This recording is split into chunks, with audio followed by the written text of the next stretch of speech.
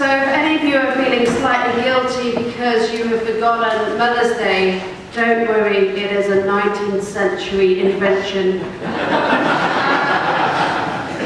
But as we return to the 21st century, you can pick up a present on the way out. So here we are in the 1700s. Well, to be honest, we're not, because I'm here. An English woman wearing pants and plastic shoes. I did refrain from painting my nails, but we've come a long way. We as a church have come a long way. And in fact, when it comes to preaching, there's a little rubric that has not been changed, and I'm not really sure why it hasn't been changed. But in the 1500s, when the Reformation was occurring, when initially all the sermons were in Latin or French, when it was supposed to then be in the vernacular in English, they suddenly realized that the preachers were actually quite poor. And they were kind of a little worried about what the average person was hearing in the church. And so Cranmer at the time came up with the Book of Homilies. And then he produced 12. And then later on, Bishop John Jules put together another book of homilies called the Second Book of Homilies. Clearly in the 1500s they didn't think of inventive titles. And then in the Articles of Faith, for the 39 articles, number 35 is the authorized homilies of the church. And in your prayer books, in the prayer books still today, in the prayer books of the 1789, it says, these are the authorized sermons of the Episcopal Church. And so printed in the back of the bulletin is one of the authorized sermons that could be read in the church. And so I was thinking, I could just read it. It is authorized. There is some beautiful language in there. There is some laughable language in there, and there's some theology that is totally not acceptable today. In fact, I actually blocked out one of the paragraphs.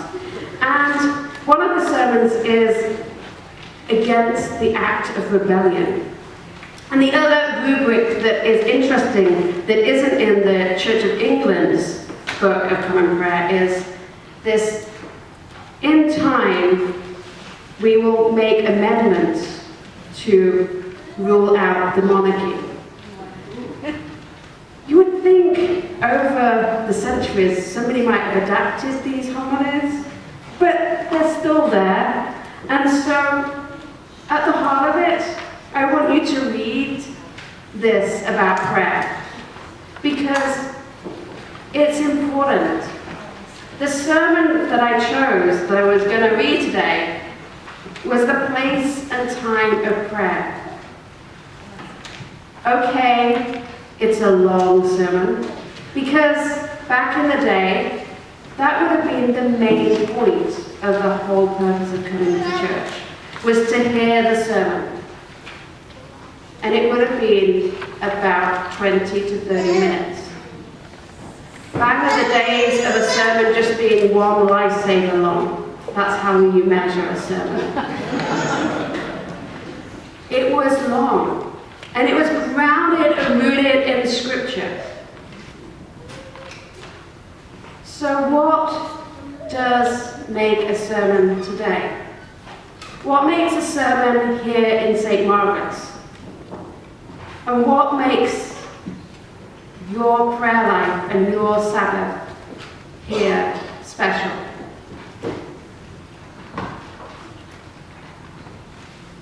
Later on, you're going to hear about long-range planning, about how we as a church want to move forward. But we also are honouring our past. And in honouring our past, we are doing things like doing this service and celebrating who we were. But we're not being held back by who we are, but we're being inspired by who we are. And that will make who we will become. This past week in London, they celebrated 20 years of the women's ordination. And all the priests that got ordained in 1994 gathered on the steps of St. Paul's. And there was just this amazing sea of white owls and white stoles. And then in the middle was this little splatter of purple, Archbishop of Canterbury. And part of me was like, how dare him ruin this image of these wonderful women? And it gave me this hope, because in one day, there will be a gathering of women bishops. I remember the 2008 Lambeth Conference when all the women bishops got together, and there were only 14 of them. And I was like, there's hope.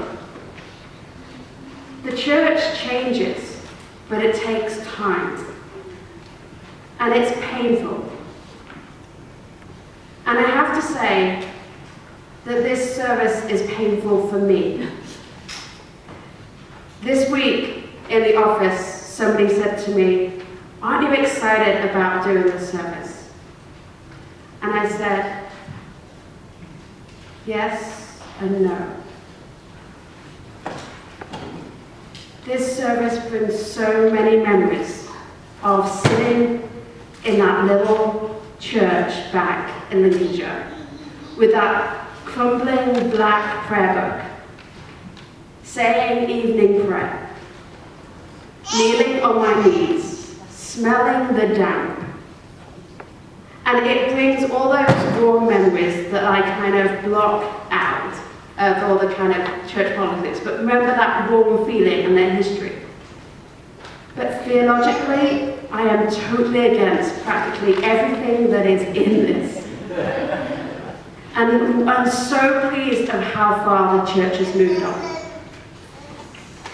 And so it's with that tension we face in the church, is we want to know that we're moving forward, but we still need to honour our past. And later on, when we get to the gospel, we realise that this struggle has been going on for centuries. The disciples are saying to Jesus, who are we? How do we get there? And Jesus is saying,